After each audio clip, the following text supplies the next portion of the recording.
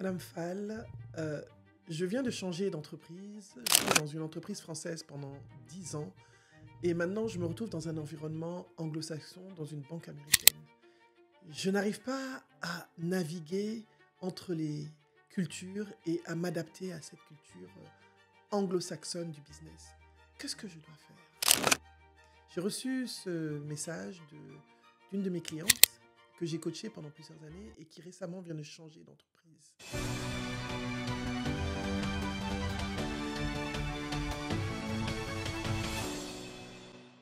Bonjour, je suis Nabou Fall. Vous êtes sur la chaîne Nabou Fall officielle, la chaîne qui vous rend inspirant, impactant, brillant et charismatique. La chaîne du développement professionnel et personnel. La chaîne qui va faire de vous des vrais charismatiques. Alors aujourd'hui, je tourne où? Je suis à Dakar. Voilà, mais je vais continuer. Je vais arrêter de vous fatiguer avec mes bavardages. Je vais répondre à cette dame. Coucou Vanessa, je te réponds. Il est important aujourd'hui de savoir naviguer et d'avoir une dynamique interculturelle pertinente. Pourquoi? Parce que nous voyageons de pays en pays. Vous ne pouvez plus dire que votre activité va se passer dans votre cercle, dans votre pays, seulement dans votre environnement. N'oubliez pas de vous abonner, parce que vous aimez trop regarder les vidéos sans vous abonner. Abonnez-vous à la chaîne. Abonnez-vous à la chaîne. Vous avez une entreprise, ou alors vous êtes un cadre, vous travaillez dans une entreprise. Dans cette entreprise, forcément, il y aura des gens d'autres cultures. Vous savez, les frontières aujourd'hui sont ouvertes. Certains travaillent en France, aux États-Unis, au Canada, en Côte d'Ivoire, au Sénégal, mais ne sont pas forcément dans leur pays d'origine. Il y a d'autres postures et d'autres attitudes à avoir. Et l'intelligence culturelle est une compétence clé aujourd'hui pour maîtriser les dynamiques interculturelles et pour réellement pouvoir réussir et s'épanouir et surtout tirer le meilleur de l'interculturalité et de la multiculturalité en entreprise. Je reviens de vacances, c'est pour ça que je parle, je bafouille, je ne suis pas encore prête pour vous. Donc, qu'est-ce qu'il faut faire? Je vais te répondre. Bon, Vanessa, je dis ton nom, c'est pas grave. Il est important d'apprendre. Apprendre des autres, apprendre la culture dans laquelle on se trouve. Et ça s'appelle la conscience culturelle. Je vais prendre un exemple très très simple. Quand j'étais jeune, je suis allé faire un voyage d'études au Japon, je devais avoir 22, 23 ans, et je ne comprenais pas, au Japon, pour dire oui, c'est comme ça, et pour dire non, c'est comme ça. J'ai dit, eh. Donc quand les gens me disaient oui, je pensais qu'ils me disaient non, quand ils me disaient non, je pensais qu'ils me disaient oui. Donc j'ai dû développer ma conscience culturelle pour comprendre que la façon de communiquer peut être différente. Donc, on ne communique pas de la même façon. Les Japonais ne sont pas frontales et directs. Ils sont toujours en subtilité dans leur façon de communiquer. Et c'est pareil, tu ne communiques pas, tu ne parles pas à un Ivoirien comme tu parles à un Sénégalais. En Côte d'Ivoire, on prend tout avec dérision. On prend tout au second degré. Les gens se vexent difficilement quand on dit « Ah, toi, tu es un faux type, pardon, va là-bas. Ah, vilain là. Ah, fausse go. » Mais essaie de dire ça à un Sénégalais. Vilain, faux type. Il va te dire « Ah, tu m'as insulté. » C'est pas grave, c'est parce que la différence est culturelle. La perception est différente. Donc tu ne peux pas communiquer comme tu communiques chez toi quand tu arrives dans un environnement différent. Dans un environnement d'entreprise francophone, il y a des hiérarchies. Hiérarchie, le directeur, le ceci, le cela. On est toujours un peu crispé. Dans un environnement anglo-saxon, on est beaucoup plus ouvert, on écoute plus les autres. On n'a pas besoin d'être parfait, on comprend qu'on grandit dans la fonction, on se développe dans la fonction. Voilà, donc c'est important de comprendre et d'avoir la conscience de l'environnement culturel dans lequel on se trouve. La façon de donner du feedback est différente. Donc si, moi je peux être très brutal des fois, mais dans certains environnements, sans enlever mon authenticité, parce que vous allez dire, oui, vous avez dit d'être authentique. Oui, il faut être authentique, mais il faut être authentique en s'adaptant à l'environnement dans lequel on se trouve.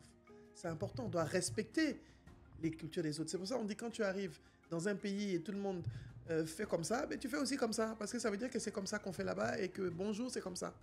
Tu vois? Donc, c'est important d'avoir cette conscience culturelle. Les rôles, comment est-ce qu'ils sont pris? Le patron, le chef chez les francophones, n'a pas la même attitude que le leader dans un environnement anglophone. L'entreprise au Japon n'est pas pareil que l'entreprise en France ou aux États-Unis. Le directeur au Japon n'est pas imbu, genre je suis le directeur, non. Il est le collègue de tout le monde. Il faut vraiment être très à l'écoute de ces dynamiques interculturelles et multiculturelles dans les environnements dans lesquels vous travaillez. Pareil, quand vous êtes entrepreneur, vous devez comprendre le marché dans lequel vous vous trouvez, les différences culturelles et les attentes des personnes dans les pays où vous vous trouvez.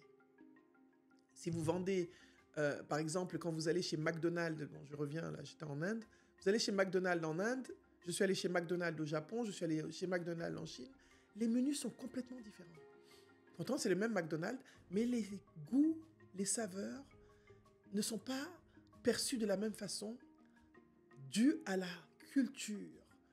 En Asie, on aime les épices. En Occident, on aime moins les épices. Donc, McDonald's a adapté sa palette de goûts à la culture du pays dans lesquels il s'installe et il a des opérations. Donc, vous aussi, en tant qu'entrepreneur, vous devez faire la même chose et en tant que professionnel, vous devez faire aussi la même chose dans votre façon de communiquer avec les gens d'entreprise.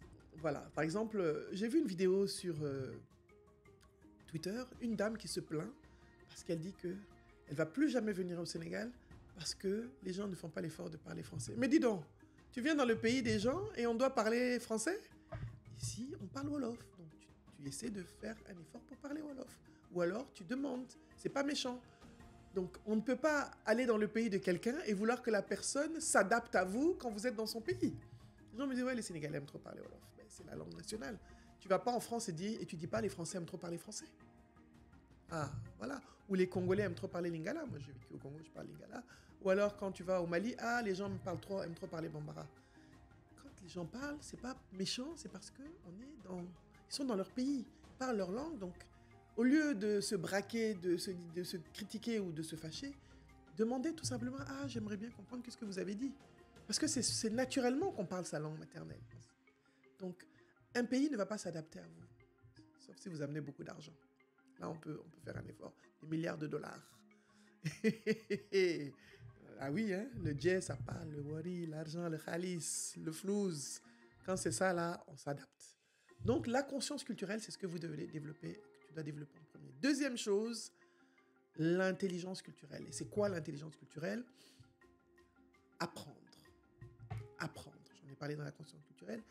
Apprends au maximum les codes de la culture dans laquelle tu te trouves. De la culture du pays dans lequel tu te trouves, de la culture de l'entreprise dans laquelle tu te trouves. Quels sont les codes? Est-ce que les gens se parlent directement? Est-ce que les gens se parlent par personne interposée? Est-ce qu'il y a des réunions? Est-ce qu'il y a ceci? Comment est-ce que ça fonctionne dans cet environnement-là? C'est important d'apprendre. Deuxième chose, observe et pratique l'écoute active. Regarde comment les gens se comportent. Ne viens pas en disant « moi, j'ai toujours fait ça comme ça ». Vous savez que c'est la phrase que j'aime le moins. Comment les gens se comportent là? Ah, s'ils marchent avec un pied en l'air, lève le pied en l'air. Je sais que c'est pas facile de marcher avec un pied en l'air, mais bon, tu fais comme tu veux. Donc, c'est important d'écouter. Écoute activement quand les gens parlent, pose des questions, essaie de comprendre. On n'est pas dans le jugement, on est dans l'ouverture d'esprit. On est dans la compréhension.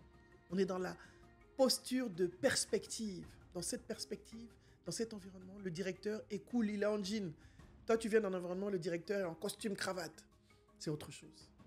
Troisième chose, tu t'adaptes. Tu adaptes ta communication. Comment est-ce que tu parles? Comment est-ce que tu t'exprimes? Comment est-ce que tu discutes avec les gens? C'est important de t'adapter. On dit quand tu vas à Rome, tu fais comme les Romains. Ouais, quand tu arrives là, tu regardes, même si sans perdre ton authenticité, mais tu dois t'adapter. C'est toi qui es arrivé dans l'entreprise, c'est toi qui cherches le marché, c'est toi qui cherches les clients. Tu dois t'adapter aux clients, tu dois t'adapter à l'entreprise, tu dois t'adapter à la culture dans laquelle tu te trouves. Donc, ce sont les choses, c'est comme ça qu'on développe son intelligence culturelle qui est une compétence essentielle aujourd'hui. Ensuite, tu dois faciliter la collaboration, une collaboration dans la diversité enrichissante. Comment? Créer des ponts. Tu ne dois pas être la personne qui divise. Il faut créer des ponts. Créer des ponts, comment? Vous ne devez pas être la personne qui divise, vous devez être le médiateur. Le médiateur, il fait quoi? Il essaie de comprendre de part et d'autre ce qui se passe. Si vous êtes dans un environnement où il y a plusieurs cultures, Il y a plusieurs personnes qui viennent avec des habitudes différentes, des attentes différentes, des façons de communiquer différentes. Soyez un médiateur, soyez une personne qui écoute, qui donne des conseils, qui favorise la collaboration dans la diversité, qui casse les stéréotypes. On ne peut pas avoir des stéréotypes. Vous savez, j'étais en Inde récemment, et en Inde, les gens font toujours comme ça. C'est bizarre, mais je suis en Inde, je dois accepter que je suis chez eux et qu'eux, ils font comme ça quand ils parlent. Voilà, qu'on mange du curry tous les jours. Je suis allé dans une région où il y en a qui ne connaissaient pas, qui n'ont jamais vu vraiment d'Africains. Donc, c'est important de créer des ponts pour faciliter le dialogue, la conversation, l'échange entre les cultures au sein d'une entreprise ou au sein de votre entreprise. La dernière des choses, c'est d'utiliser la diversité comme levier de croissance et de développement pour l'entreprise. Pourquoi ? Quand vous écoutez les idées des différentes personnes, et moi je le vois, quand j'écoute les autres, je développe des choses auxquelles je n'avais pas pensé forcément. En écoutant plusieurs personnes, j'apprends. Et je dis, comment est-ce que tu vois telle chose ? Je n'étais pas comme ça avant, hein. Je pensais que je connaissais. Et on est souvent comme ça, on pense que non, c'est mon idée qui est bien. Non, j'appelle quelqu'un, plusieurs personnes, de plusieurs environnements différents. Comment est-ce que tu vois les choses ? Qu'est-ce que tu en penses ? Ça me donne des idées. C'est ça qu'on appelle aussi le brainstorming. On en reparlera une autre fois du brainstorming. Mais c'est important. Et quand on a les idées qui viennent d'une diversité culturelle, parce qu'ils ont des expériences différentes dans leur pays, ils vont te dire au Mali, c'est comme ça, aux États-Unis, c'est comme ça, en Guinée, c'est comme ça, tu vas dire, tiens, ça me donne des idées. Peut-être que je ne vais pas faire exactement ce qu'ils ont dit, mais ça me donne des idées. La diversité culturelle, la multiculturalité, l'interculturalité est enrichissante. Je suis sûr que vous vous demandez ce que c'est que la différence entre multiculturalité et interculturalité. Je vais le dire. Multiculturalité, c'est quand il y a plusieurs cultures qui sont ensemble, mais qui n'interagissent pas forcément ensemble, qui sont côte à côte. L'interculturalité, c'est les échanges entre... Donc, c'est vraiment important de comprendre où vous êtes, mais aussi d'avoir l'ouverture de développer cette intelligence culturelle pour être plus épanoui et naviguer facilement entre les cultures. Personnellement, j'ai eu la chance de vivre dans plusieurs pays. Je suis né à Dakar, j'ai grandi à Abidjan, j'ai vécu en Afrique centrale, j'ai vécu en Asie, j'ai vécu aux États-Unis. Donc, c'est naturel pour moi, en fait. Mais c'est pas naturel pour tout le monde. C'est naturel parce que j'ai toujours navigué d'un environnement à un autre. Donc, automatiquement, mon corps, mon esprit sont habitués à adopter cette attitude, cette intelligence interculturelle. Je me rappelle qu'on a fait une formation avec un client qui avait des bureaux au Togo, en Côte d'Ivoire, au Maroc et au Sénégal. Et je me rendais compte de la différence, comment on pouvait faire ça. Créer cette intelligence collective interculturelle. La chose importante à faire aussi, c'est de favoriser les échanges entre les cultures au sein de vos environnements, en organisant des événements où chacun vient avec un plat de son pays, où chacun vient partager quelque chose de sa culture. Donc, voilà, c'est ce que je voulais dire sur l'intelligence interculturelle. Je suis Nabou Fall et je vais vous demander de vous poser la question aujourd'hui. Comment est-ce que vous pouvez utiliser cette intelligence interculturelle dans votre vie professionnelle aujourd'hui, dans votre quotidien, de façon à en faire un levier de croissance et de développement pour vous. Merci d'avoir été là avec moi sur la chaîne Nabou Fall officielle, en direct de Ndakarou-Ndiaye avec Amadou Matar. Je suis à TSM Media, voilà. Et n'oubliez pas de vous abonner. Bande de profiteurs. Si vous ne vous abonnez pas, vous allez voir. Et surtout, d'activer la cloche, parce que quand vous activez la cloche, vous bénéficiez de nos contenus de formation gratuites qui vous font grandir intellectuellement, humainement, émotionnellement et qui vont faire de vous des leaders charismatiques. À bientôt. Merci.